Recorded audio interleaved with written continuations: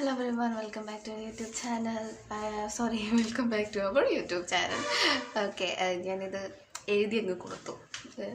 Okay, YouTube channel BN Vlogs. This is me, Nandana. Okay, ഇന്ന് ഒരു movie updation അല്ല, just ഒന്ന് നമുക്ക് സജസ്റ്റ് ചെയ്യാമെന്ന് വിചാരിച്ചു. ഇപ്പം ഞാൻ OTT റിലീസ് ആൻഡ് അപ്ഡേഷനായിട്ട് കുറച്ചൊന്ന് ബിസി ആയിരുന്നല്ലോ. അപ്പോൾ ഇന്നൊരു മൂവി സജസ്റ്റ് ചെയ്യാമെന്ന് വിചാരിച്ചു.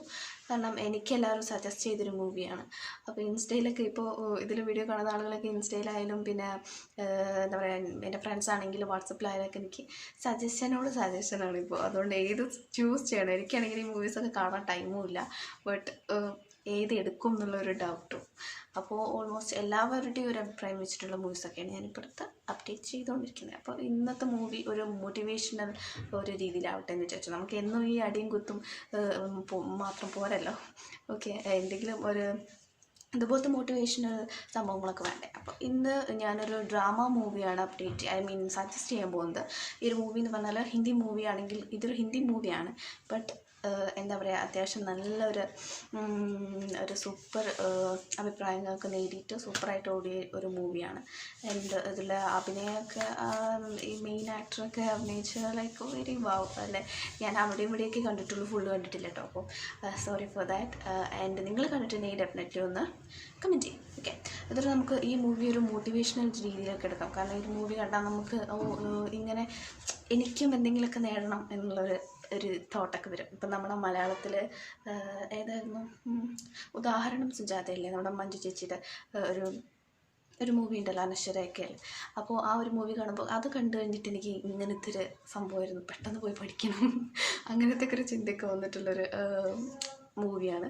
സോ അതുപോലെയുള്ള ഒരു മൂവി സജഷൻ ആണ് ഇന്ന് ഞാൻ ചെയ്യാൻ പോകുന്നത്. അപ്പോൾ ഇതിൻ്റെ അവിടെ ഇവിടെയും കണ്ടപ്പോഴായാലും എനിക്ക് അങ്ങനെയാണ് തോന്നിയത് കേട്ടോ. അപ്പം ഫുള്ള് കണ്ടിട്ട് ഞാൻ ഡെഫിനറ്റ്ലി ഒരു വീഡിയോ കൂടി ചെയ്യാം. എനിക്ക് എങ്ങനെ എന്തായി ഇഷ്ടപ്പെട്ടോന്നല്ല, എനിക്ക് തോന്നിയ ഒരു സംഭവത്തിൽ ഞാൻ ഒരു ചെറിയ ഷോർട്ട് വീഡിയോ അങ്ങനെ എന്തെങ്കിലുമൊക്കെ ചെയ്യാൻ നോക്കാം. ഓക്കെ, മൂവിയുടെ പേര് പറഞ്ഞതിന് മുമ്പ് ഒരു ഡ്രാമ മൂവിയെന്ന് ഞാൻ ഓൾറെഡി പറഞ്ഞു. ആൻഡ് ഇത് മൂവി കഴിഞ്ഞ വർഷം October 27 റിലീസായിട്ടുള്ള മൂവിയാണ്. റിലീസാവാൻ നമുക്ക് കാണാൻ പറ്റില്ലല്ലോ, അത് വേറെ കാര്യം.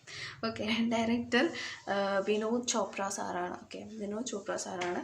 ആൻഡ് ഇതിൽ വിക്രാന്ത് മെസ്സി, പിന്നെ മേധ ശങ്കർ, പിന്നെ ജോഷി, അങ്ങനെ ഒരുപാട് പേര് അഭിനയിച്ചിട്ടുണ്ട്. സോ ഒരുപാട് പേര് അഭിനയിച്ചിട്ടുണ്ടാവും. മൂവിയല്ലേ, കുറേ പേരുണ്ടാവും. ഇങ്ങനത്തെ കമൻസൊക്കെ വരാൻ ചാൻസ് ഉണ്ട്. അതുകൊണ്ട് ഞാൻ ഓൾറെഡി ഇതൊക്കെ പറഞ്ഞ് ഇവിടെ അങ്ങോട്ട് തള്ളിവിടുകയാണ് കേട്ടോ.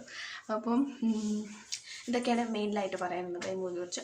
ആൻഡ് മൂവിയുടെ പേര് 12th ഫെയിൽ എന്നാണ്. അപ്പോൾ 12th ഫെയിൽ എന്ന് കേട്ടപ്പോൾ എല്ലാവർക്കും മനസ്സിലായിട്ടുണ്ടാവും ഏതായിരിക്കും മൂവിന്ന്.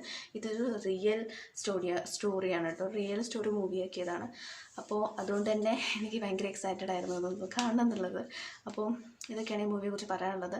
ഒരു മോട്ടിവേഷണൽ രീതിയിലൊക്കെ എടുക്കാവുന്നൊരു മൂവിയാണ്. അപ്പോൾ നിങ്ങൾ കണ്ടിട്ട് ഡെഫിനറ്റ്ലി ഒന്ന് കമൻറ്റ് ചെയ്യാം. ആൻഡ് നമ്മുടെ ചാനൽ സപ്പോർട്ട് ചെയ്യാനൊന്നും മറക്കരുത്. നെക്സ്റ്റ് ഒരു വീഡിയോയിൽ കാണാവുന്നതായിരിക്കും.